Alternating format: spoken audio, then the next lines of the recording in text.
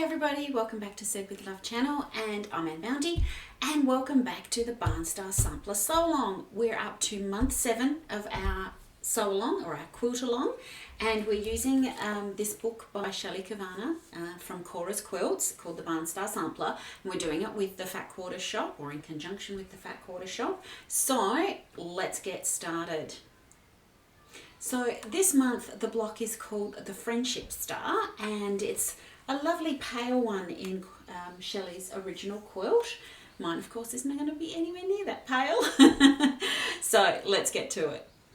This month is block 7, the Friendship Star, and this is what it looks like in Cora's original Barn Star quilt, and just very pale and delicate. Mine is not going to be quite so pale and delicate, of course, so let's have a look at the fabric pool for this month's block. So first up, I'm going to have this print as the central print, this sort of quite darker kind of green. The edge print, so this one up here is going to be this more pale green, and then for the chevron at the top, I'm going to have this massive pop of pink. I just think that's going to really pop. It brings up the orange from this bear print in the center. It's got some greens that sort of tie into here as well. Quite bright, quite eclectic, but I'm hoping that this is going to give a lovely pop and sort of start to blend in with some of the other blocks that I've got. And we're just going to use my standard grey tonal background around this one. Nothing dark, nothing too out of the ordinary, and I'll use that grey also in the middle around the green bears as well. So that's what we're going to do for this block. This block has square and a square in the middle, so I'm going to use the Fat Quarter Shop's paper piecing papers, which make my square and a square blocks just come out perfectly. And there's also some flying geese, so I'm going to be using my Block Lock flying geese ruler, which makes my trimming so much perfect and so much easier as well. So that's block 1. The square and a square papers and my Block Lock flying geese ruler, which I will do 4 at a time and oversize, means I do have to change the cutting measurements on this block, which is something I always forget to do once I start cutting, but I've written them on the pattern this time. So my second block for the Friendship Star is these 3 prints. So my center is going to be this fussy cutting of this amazing striped flower. I just love this print. I love those colors. And the sun comes out. Wow. First time I've seen the sun in about 5 days. So that's going to be my central bit. So you won't get to see too much of this aqua or the goldy yellows colours. It's really going to be just those purples. So that's the central flower point in that square. The purple bears are going to be the side bits here, with again the grey in between. So it will just give a point of calm between the two quite busy prints. And then this chevron at the top, sort of going to be a bit fussy cut. I'm not going to be going for the birds on this. I'm going to be going for these sort of pinks and the golds to pop in there. So that will pick up the golds. It's actually a green, but that goldy green from the bears, and if any of that gold from this big flower does show up, it will also pick up that as well. And these pinks, so this background pink and this sort of flower pink in here, I'm picking up those as well. So again, going to use grey background because I think this block is going to be pretty bright and stunning, so I think the grey calm background will look lovely on that.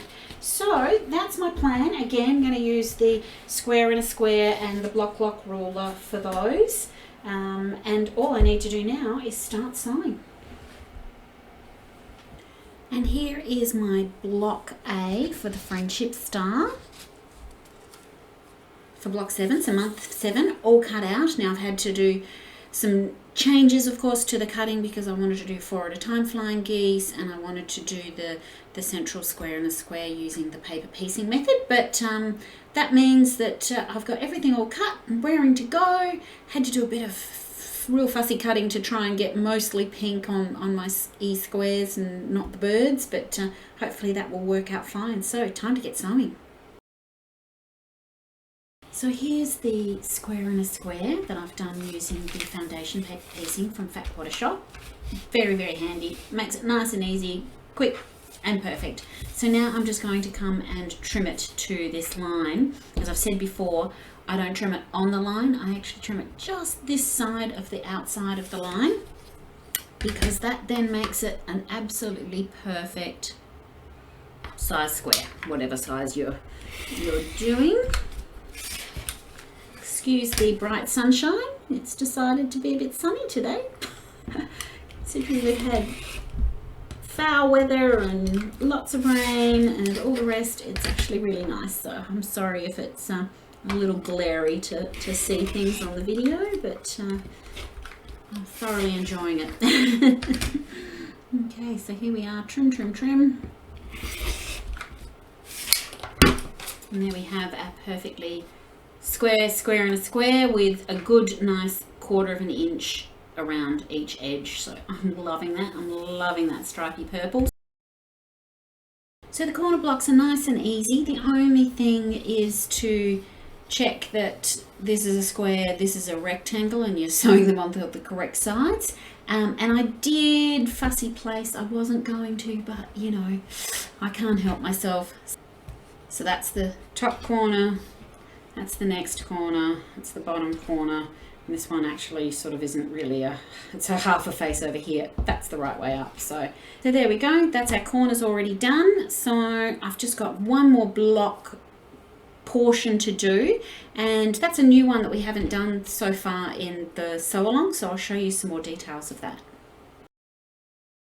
Got my 4 at a time flying geese started. So you start with the one big square and 2 of the smaller squares, and you get this funny sort of heart shaped. And at this point I always sort of think, my gosh, who came up with this idea to do 4 at a time and no waste, etc. I love to see how their brain works. So then we're going to put another square on each corner, do a line 1/2 inch wide, centered on those 2 corners, and sew on those lines, and then it creates our flying geese. 2 from here and 2 from this one. So I'm hoping that most of the bird, there'll be a little bit of the bird body on this one, but I think it should look good. So off to do that.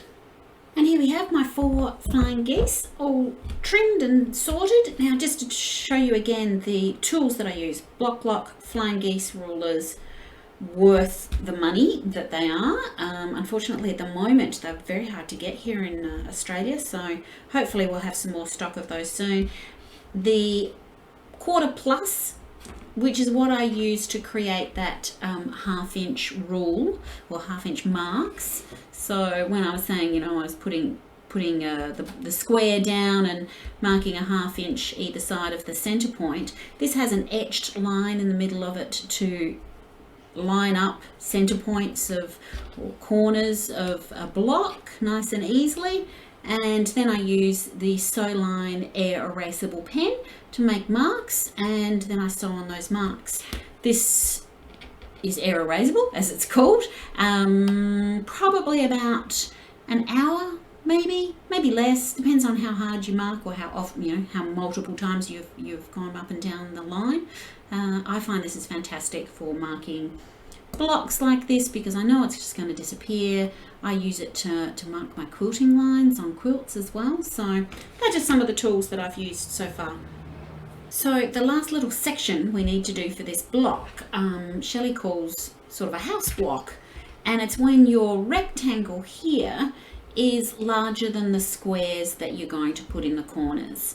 So it's sort of like a flying geese, but there's this extra bit down the bottom, and that obviously can be of different sizes. So with this, it's basically your stitch and flip corners. So marking the line from point to point precisely is really useful. Sewing directly on the line and making sure that this rectangle, the corners are square, so that when you are lining up your corners and sides, you're going to get a nice easy sew along those, and this is going to be all neat and tidy and square. And then when it's sewn, you're going to be able to flip this back and it will be exactly then the same size as that corner was originally. Now I've fussy cutted, well, tried to fussy cut so that mostly pink or the little leaf, gold and white leaf bits are showing, and so I've marked my lines across the side to show which side I want to keep. So obviously the triangle that's in the center is the bit that ends up staying on your piece, your little house block. So I'm going to pick the pinkiest of the triangles. What else do we need to talk about this block? Oh, obviously do one at a time. So you can do all the right hand corner ones, for example.